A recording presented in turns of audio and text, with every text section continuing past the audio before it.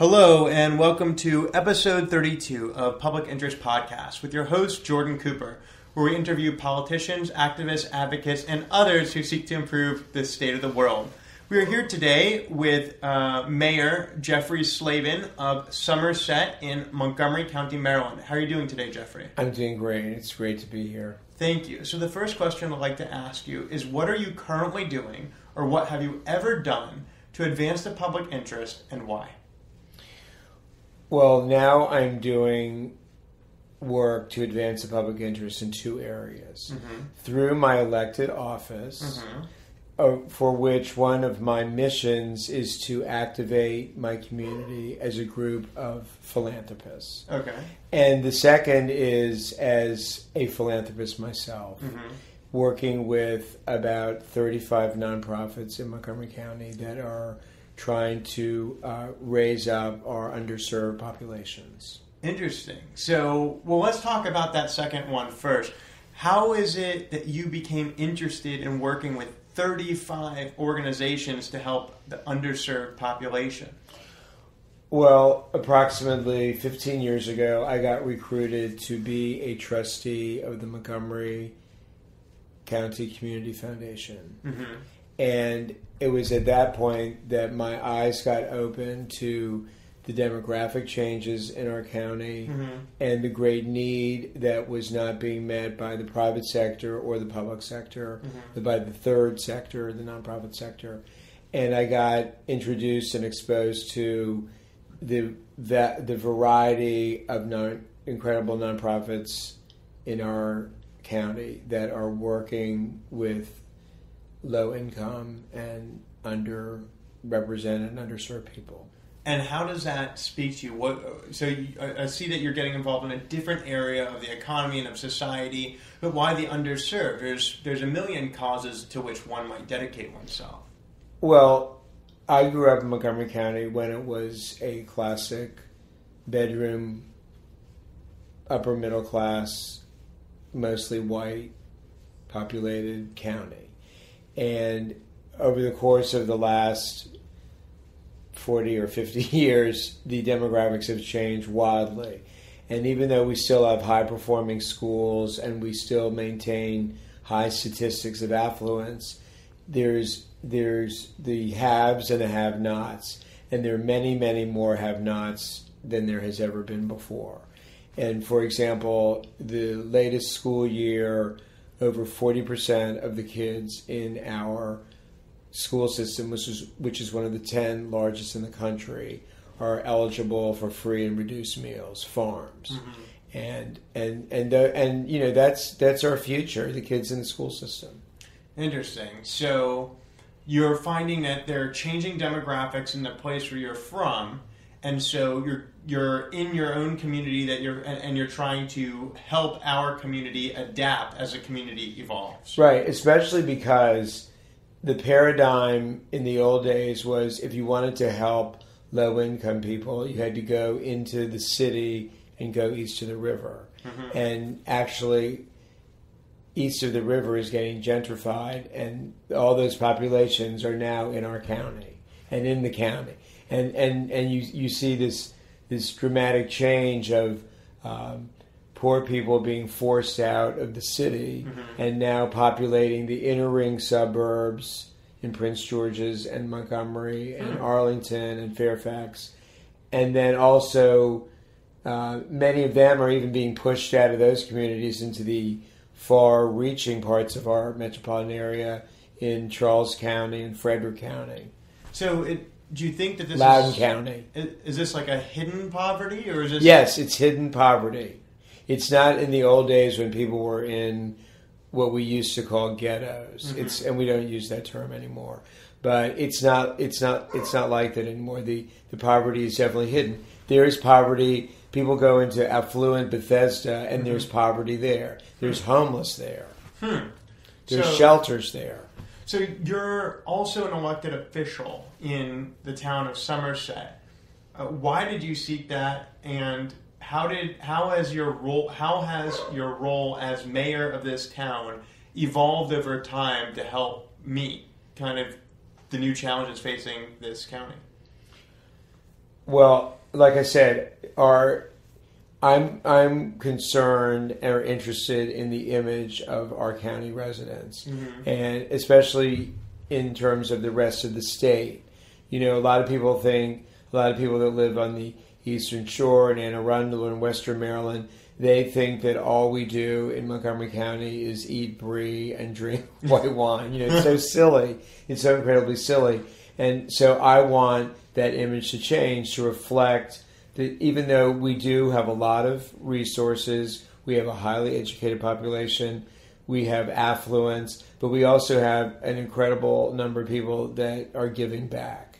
And I want to harness that, especially in my town. I mean, I want my town to be known for more than the beautiful homes and the beautiful streetscape. I want it to be known for the residents that are giving back. And they are. Why are they giving back? Why do you feel it would clearly take less effort to just live their own lives? Well, they're giving back because I am helping them become aware of the great. A lot of them don't realize, you know, like you said, hidden poverty. A lot of them don't even realize it. So if you open your eyes to it, human beings want to help for the most part, want to help other human beings. And so if you and people, a lot of people that are successful in our town, they didn't start out being successful, and a lot of people like that want to give back to thank the people that help them. So let's turn the conversation a little bit over towards Jeffrey Slavin. Let's talk about where you come from and how how eventually you did end up running for mayor. A lot of people don't end up running for mayor. So how is it that you entered public service and political life? All right. Well, I grew up in Montgomery County, and I worked. I was attracted to the political arena, and I've been working in politics as a basically, well, not only as a volunteer, but I've been working in politics professionally and otherwise I'm 61, so I've been working for over 40 years. And I was a staffer. I was a congressional staffer. I worked at the D.C. Council back in the old days, and then I went to law. You know, I have a really good background for serving in office because I went to law school. I worked in politics. I was in business, and I was a volunteer. So what Sounds happened? Like you were really busy. How did you have time to volunteer? I made the time. And why was that important to you? It's part of my my heritage. And what type of heritage? Jewish heritage. My background is Jewish, and we have our our Tikkun Olam. And for our listeners, Tikkun Olam is a Hebrew phrase which means to heal the world in English.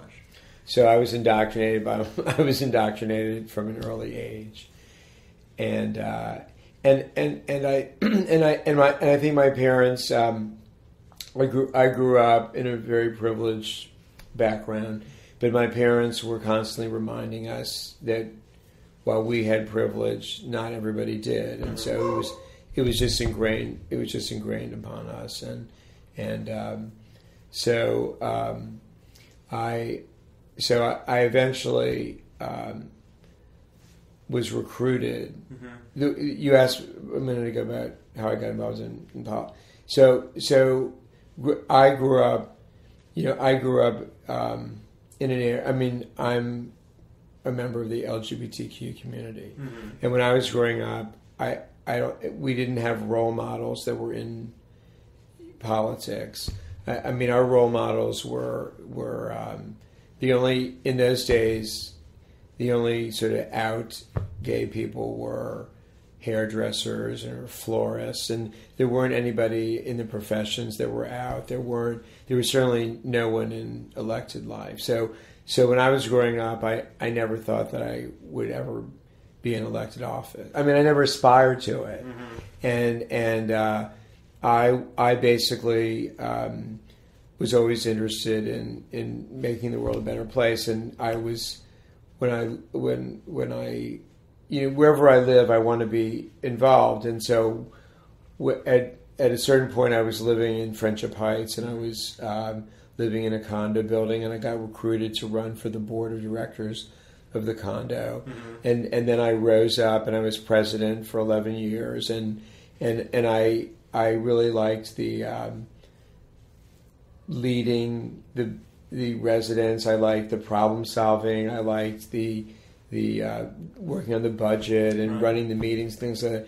And so I did that, and then I moved to Somerset in the late '90s, and I really didn't want to get involved because I sort of, I don't want to say I was burned out, but I had sort of held an elected office. You've done your time. I'd done my time, and I but then I got recruited to run. I got recruited to run for the town council. Why did they recruit you? Because they knew I had this background. You know, I had been in a leadership elected position. I had done legislative work in Congress and city. I'd done constituent services. Play more golf. I don't play golf, but I like people. I like problem solving. I think honestly, everybody should do their time serving the public, and so why? I just think that's your duty as a citizen. Interesting. So let's talk about the idea of civic responsibility, right? So there's certain rights that we have. Many are enumerated in the Constitution. Others are enumerated in many statutes, both local and at the state level. And we think about what the government owes us. But what do we owe to our community?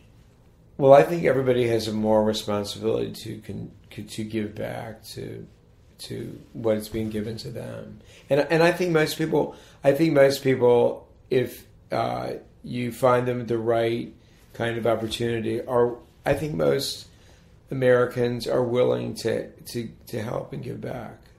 I think it's an incredible, and this is way beyond partisan politics. And I think that is a great avenue of common ground. And that's one of the reasons why I enjoy and feel that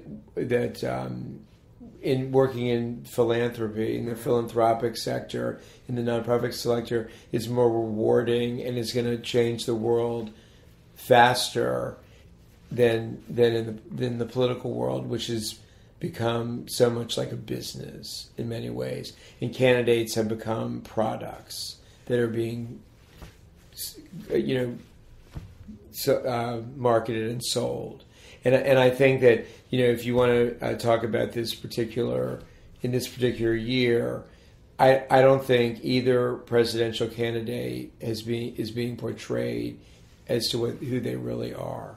I think they're just products that are being marketed, and I don't think either one. I think that both of the presidential candidates right now have very low ratings in terms of their integrity and the kind of people they are. Yeah. And I think both of them are much better than the way they're being portrayed. Well, to steer us back to what you said a moment ago about the American character or a characteristic of humanity, which is, you said that Americans are they're very charitable, they're interested in giving of themselves for others. Right. What would you say, how would you describe, is that a characteristic that's uniquely American? Is it something inherent to humanity?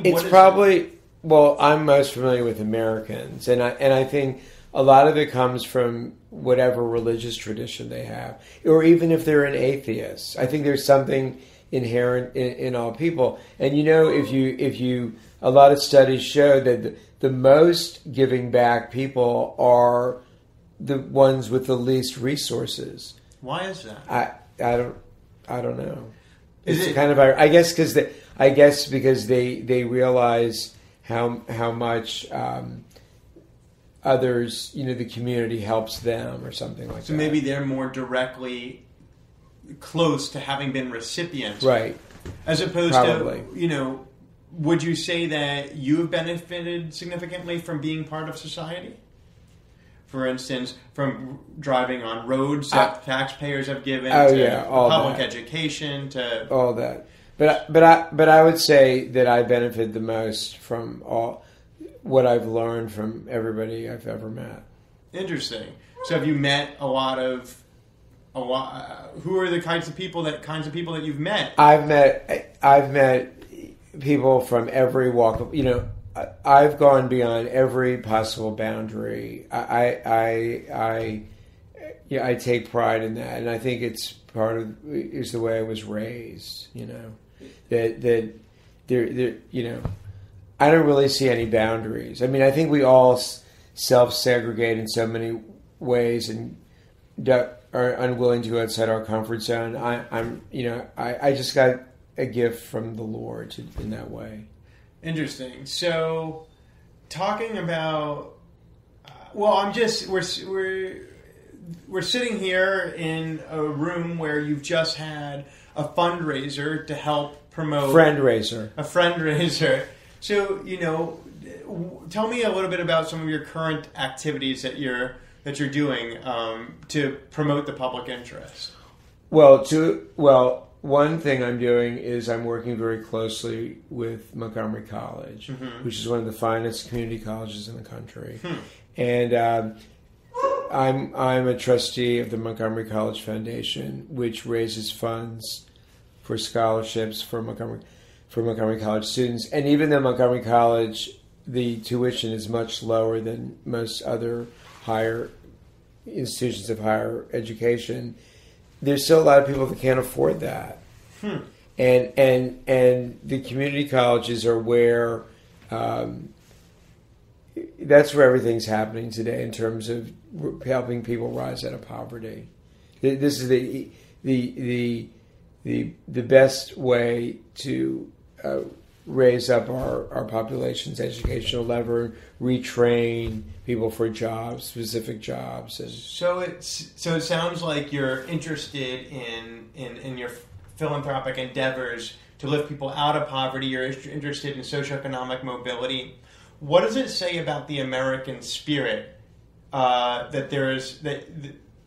drives, or that you see in others who are willing to be so philanthropic? You're interested in connecting different people and bringing people together to give. You're somewhat of a nexus of kinds for lots of people, where they find that they're able to do their public service through initiatives that you're leading.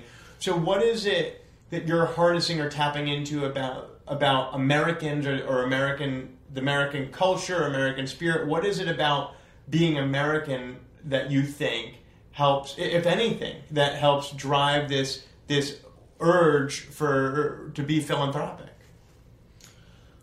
Is there anything you can say about it? We are more charitable as a nation than almost any other nation in the world. Why is that? Maybe it's because of our how much we love our freedom, we love our democracy, we love our country, and it just makes it easy to I don't know. It's a good question.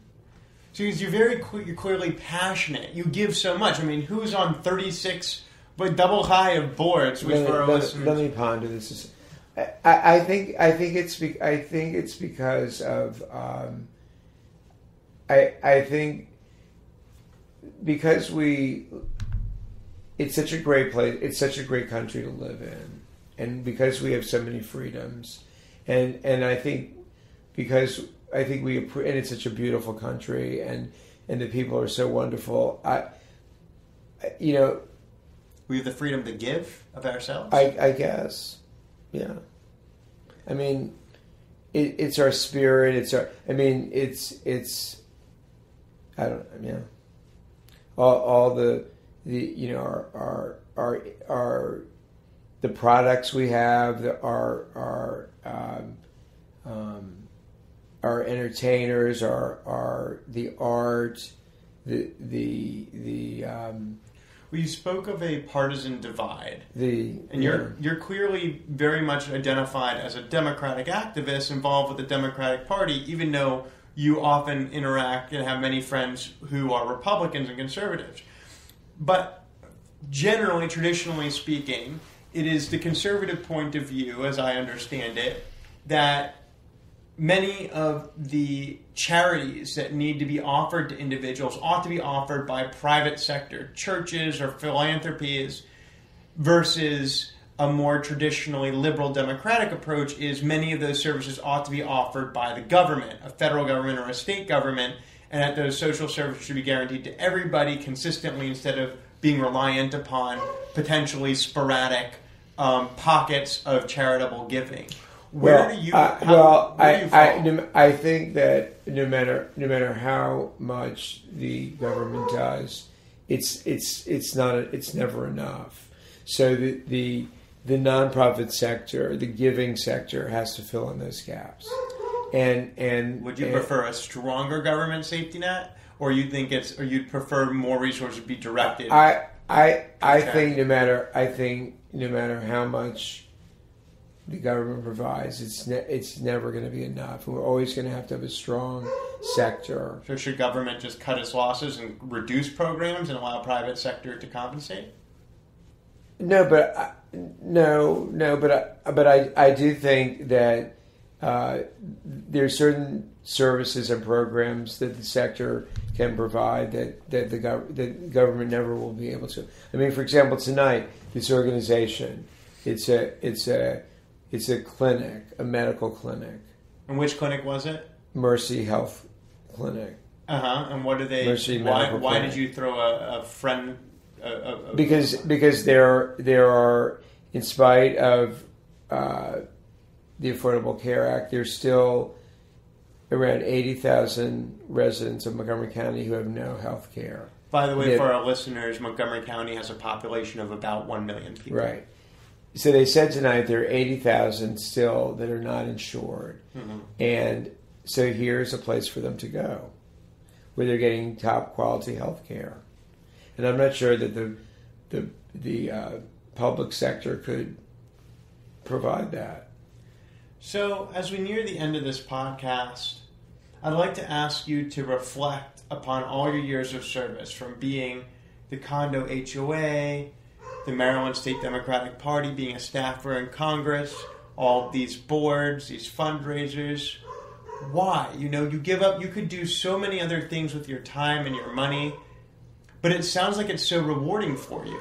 Can you speak a little bit about what you get out of all this public service? I get great energy from the people. I get great information, and I get great enjoyment of it all. I don't need to watch television or go to the movies. I enjoy hearing people's stories, which is all that movies and television are. And I get it, the real thing. I get the real life the first experience. Draft of people's stories. Yeah, and all the, I've met a lot of famous people. I've met a lot of people that aren't famous, and they all are, equal to me. And they mean a lot to me. Why is that meaningful to you?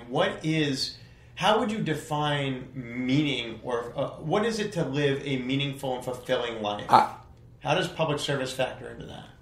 I think that every day doing something to help another human being, whether it's helping them solve a problem, giving them a hand up, or even picking up a piece of garbage so that there's a better atmosphere, streetscape, painting for them to see and make their life better. And I get great joy out of that. Interesting. So that's Jeffrey Slavin, and he says, well, every single day you seek to just do a little thing. And whether you're involved in national or international movements, whether you're picking up a piece of trash in the street, there's so much meaning in life and entertainment and just so much life in interacting with others in the community, taking responsibility and ownership of the community that has given you so much. So public service for Jeffrey Slavin is about recognizing how much one benefits from the community and then honoring one's responsibility to ensure that that process is continued for others. So thank you so much for joining us. This has been episode 32 of Public Interest Podcast with your host, Jordan Cooper, where we interview politicians, activists, advocates, and others who seek to improve the state of the world. Thank you so much for joining us, and we'll talk to you next time.